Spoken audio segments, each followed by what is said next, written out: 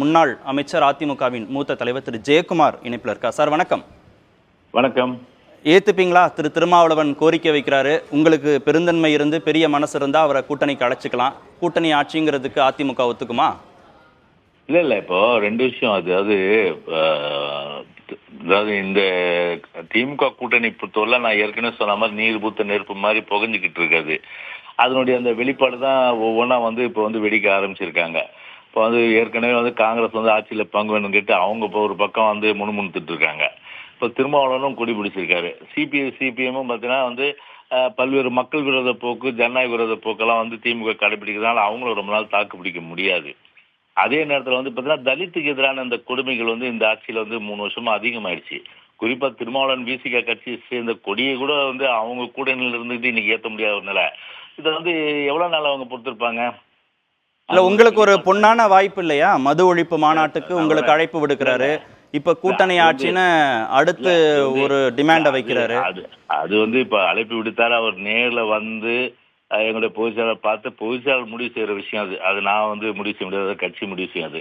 புரியுதுங்களா? ரெண்டாவது, நீங்க சொல்ற மாதிரி இந்த கூட்டணி மந்திரி சபைன்றது கூட்டணி மந்திரி சபை எது? எங்களை பொறுத்தவரை எங்களுடைய தலைமையிலான கூட்டணி தான் எங்களுடைய தலைமையிலான எங்கள் தலைமையை ஏற்றுக்கொண்டு கூட்டணியில் வருகின்ற கட்சியை நிச்சயமா எங்களுடைய கட்சியை ஏற்றுக்கும். அதுல எந்தெந்த கட்சின்றது பொதுச் செயலாளர் தான் முடிவு செய்வார். அதுல எந்த மாறுபட்ட கருத்து இல்லை. தனிப்பட்ட ஒரு வீட்டுல ஒரு மகிழ்ச்சிகரமான நிகழ்வுனா நீங்க சொல்ற மாதிரி பத்திரிகைலாம் வச்சு நேரடியாக அழைக்கணும். இது ஒரு பொது நிகழ்வு இல்லையா? மது ஒழிப்புங்கிறது ஒரு பொது நிகழ்வு, சமூகத்திற்கானது. அதற்கே நேரடியாக அழைக்கணும், அதுதான் மரியாதையா இருக்கும்னு சொல்ல முடியுமா? ஆமாங்க, இது ஒரு மிகப்பெரிய இயக்கங்க.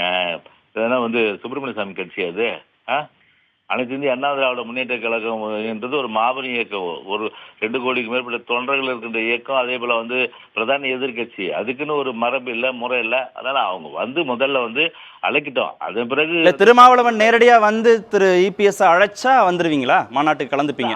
அல்ல, அது முடிவு செய்ய வேண்டியது பொதுச் செயலாளர் தானே. அது அவரும் கலந்து ஆலோசித்து அதன் பிறகுதான் இந்த கோரிக்கையை எப்படி பாக்குறீங்க? கூட்டணி ஆட்சின்னு உள்ள கோரிக்கையை எப்படி பாக்குறீங்க? விசிக வைக்கிறத எங்களை பொறுத்தவரை அதுல பொதுச் செயலாளர் தெளிவா இருக்காரு. எங்க தலைமையிலான கூட்டணி அமையும். ஆனா அதுக்காக கூட்டணி ஆட்சின்றது கிடையாது. உங்க கூட்டணியில இருக்கிறவங்க கேட்டாலும் அதுக்கு ஒத்துக்க மாட்டீங்க? இல்ல, அது ஏங்க நாங்க அறுதி பெரும்பான்மையோட வரணும் போது எதுக்குங்க அந்த ஒரு அவசியம் இருக்குது? இங்க கடுமையான அதிருப்தி இருக்குது. அது மாதிரி அதிருப்தி எங்க ஆட்சியில இருந்து சொல்லுங்க. தலித்துக்கு எதிரானதும் பொதுமக்கள் விரோத அரசா நாங்க நடத்தணும். அதனால அந்த பேச்சே எழாது. ஓகே, நன்றி திரு ஜெயக்குமார், இணைப்பிலிருந்து உங்கள் கருத்துக்களை பதிவு செய்ததுக்கு. ஆட்சியிலும் பங்கு, அதிகாரத்திலும் பங்கு, கடைசி மனிதனுக்கும் ஜனநாயகம், எளிய மக்களுக்கும் அதிகாரம் வேண்டும் அப்படின்னு கடந்த காலத்தில் திரு திருமாவளவன் பேசிய வீடியோ தற்போது அவருடைய ட்விட்டர் தளத்தில் பதிவு செய்யப்பட்டிருக்கு. 2016 முதலாக கூட்டணி ஆட்சி குறித்து நாங்கள் தான் பேசினோம்.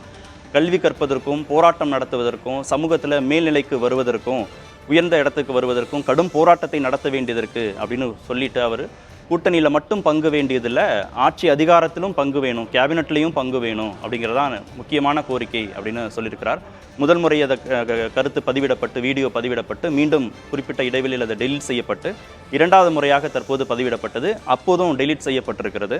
இது குறித்து திரு திருமாவளவனிடம் புதிய தலைமுறை தரப்பில் கருத்து கேட்கிற போது தனக்கு அது குறித்து தெரியாது, விமான நிலையத்தில் இருக்கிறேன், அட்மின் இந்த வீடியோவை பதிவிட்டிருக்கலாம் அவன் குறிப்பிட்டதாக சொல்லப்பட்டிருக்கு. பார்க்கலாம் இது அடுத்த கட்ட அரசியல் நிகழ்வுகளுக்கு நோக்கி இது எப்படி நகர்த்துது அப்படிங்கிறத.